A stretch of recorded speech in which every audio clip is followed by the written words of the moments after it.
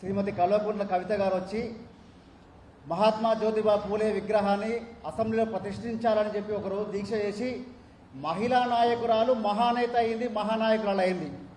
కానీ అక్కడ జరిగిన దీక్ష మీద చిల్లర మల్లర మాట్లాడినటువంటి వాళ్ళు, పినాలు పెట్టి కడిగిన వాళ్ళు, బీసీ నాయకులందరూ కూడా వాళ్ళు బానిస నాయకుల లెక్క మారి తప్ప మాకు పోయేదేం లేదు.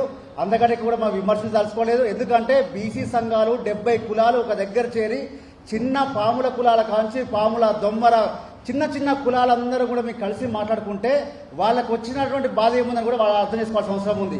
ఆది శ్రీనివాస్ గారు మాట్లాడుతూ ఉన్నారు, లిక్కరాడి గురించి అని మాట్లాడుతూ ఉన్నారు. నిజంగా నీకు సిగ్గుందా, నీ పార్టీ మీద ఏమైనా అవగాహన ఉందని చెప్పి అడుగుతా ఉన్నారు ఆది శ్రీనివాస్ గారిని. మీ రాహుల్ గాంధీ గారు పార్లమెంట్లో కానీ పార్లమెంట్ బయట కానీ అసలు లిక్కర్ స్కామే జరగలేదు, ఢిల్లీలో ఒక పెద్ద నాటకం, బీజేపీ చేసిన కుట్ర అని చెప్పి కేజ్రీవాల్ని సమర్థిస్తాడు, సిసోడిని సమర్థిస్తాడు. మరి అదే కేసులో ఉన్నటువంటి మహిళా నాయకులైనటువంటి కల్వకుంట్ల కవిత గారిని మీరు ఆ మాట మాట్లాడుతున్నంటే నిజంగా మీకు అవగాహన లేమా, లేకపోతే రేవంత్ రెడ్డి శిక్షరికం అని కూడా దీని మీద చర్చ జరగాల్సిన అవసరం ఉంది, దీని మీద తెలుసుకోవాల్సిన అవసరం అని చెప్పి హెచ్చరిస్తా ఉన్నాం.